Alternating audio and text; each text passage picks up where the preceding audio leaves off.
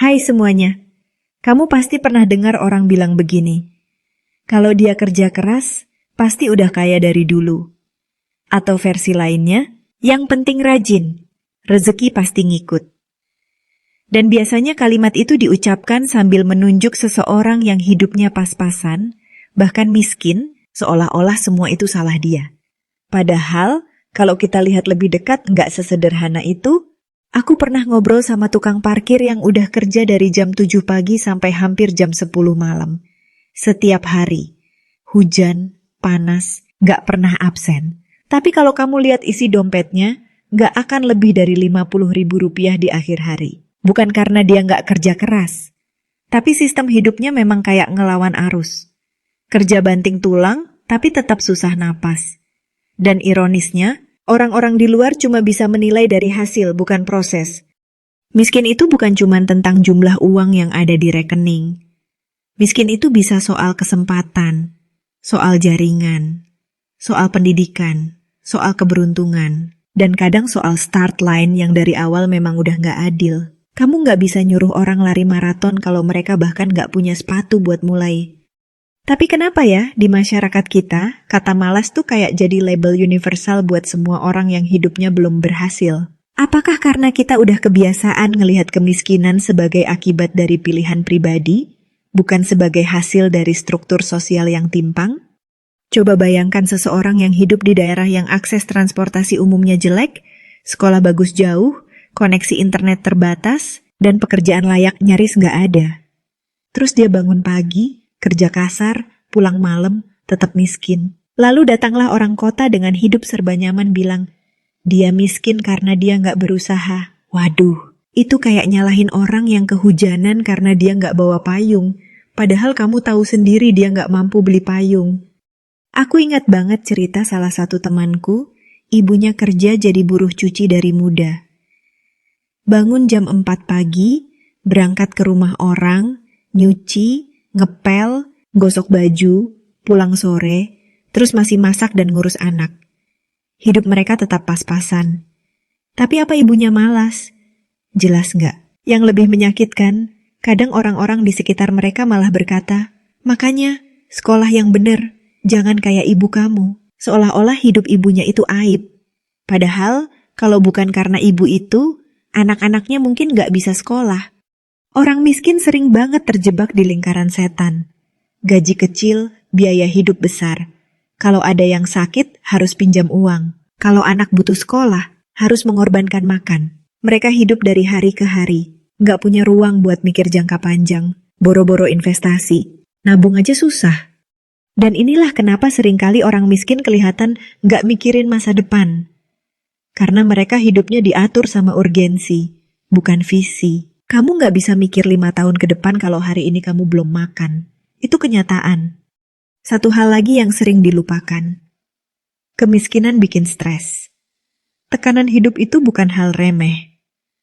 Bayangkan kamu hidup dengan kecemasan setiap hari, takut gak bisa bayar kontrakan, takut anak sakit, takut dipecat. Itu merusak psikis. Bikin gampang capek, gampang nyerah, dan lama-lama orang bisa kehilangan semangat, kehilangan harapan. Tapi karena dari luar nggak kelihatan luka batinnya, orang cuma bilang, dia udah malas hidup. Padahal nggak semua kelelahan bisa dijawab dengan semangat. Kadang butuh sistem yang lebih adil, butuh peluang yang nyata, butuh orang-orang yang berhenti menghakimi dan mulai mencoba memahami. Yang menyakitkan adalah ketika orang miskin mulai percaya bahwa kemiskinannya adalah salah dia sendiri. Dia mulai berpikir, iya ya, aku ini emang gak cukup rajin, pantas miskin. Padahal itu cuci otak perlahan, propaganda dari narasi meritokrasi yang keliru. Seolah-olah semua orang start dari titik yang sama, padahal jelas-jelas enggak.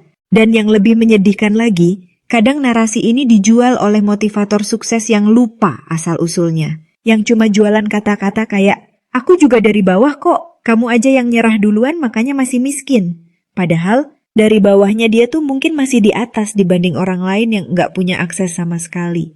Aku nggak bilang semua orang miskin nggak bisa jadi sukses. Tapi keberhasilan satu orang dari kemiskinan nggak bisa dijadikan bukti bahwa semua orang pasti bisa. Kita sering salah paham antara inspirasi dan generalisasi. Kamu bisa terinspirasi dari kisah seseorang, tapi jangan jadikan kisah itu sebagai template satu-satunya buat semua orang. Aku pribadi percaya bahwa setiap orang berhak buat mencari cara terbaik buat hidupnya, termasuk dalam hal memperbaiki kondisi finansial. Tapi kita juga harus jujur. Kerja keras itu penting, tapi nggak cukup.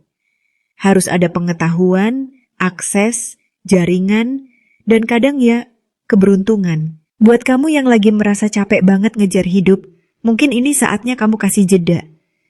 Bukan buat nyerah, tapi buat berpikir lebih tenang. Kadang kita nggak butuh kerja lebih keras, tapi lebih cerdas. Dan salah satu langkah kecil yang bisa dimulai adalah belajar memanfaatkan peluang yang sekarang banyak tersedia di era digital.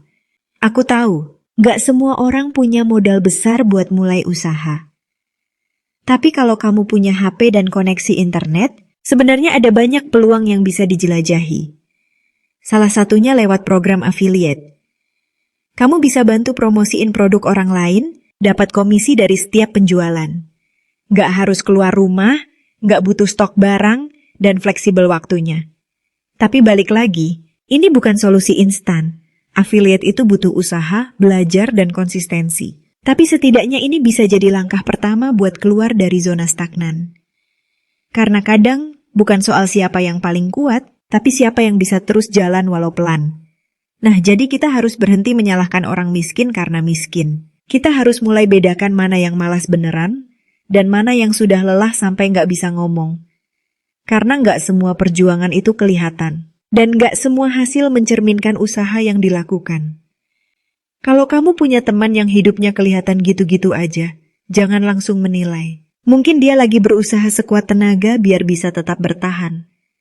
Mungkin dia lagi berjuang keluar dari beban hidup yang kamu bahkan gak ngerti. Dan buat kamu yang lagi merasa sendirian dalam perjuangan ini, percayalah, kamu gak sendiri. Banyak orang yang juga lagi merangkak, jatuh bangun, dan tetap memilih buat bangun lagi meski pelan-pelan. Hidup gak selalu adil, tapi kamu berhak punya harapan. Terakhir, kalau kamu udah sampai di titik ini, terima kasih.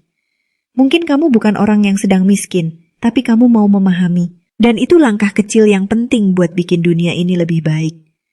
Dan kalau kamu adalah orang yang sekarang sedang berjuang, aku cuma mau bilang, jangan biarin dunia bikin kamu percaya bahwa kamu gagal karena kamu kurang usaha. Kadang, kamu cuma lagi ada di tempat yang salah, sistem yang salah, dan waktu yang salah.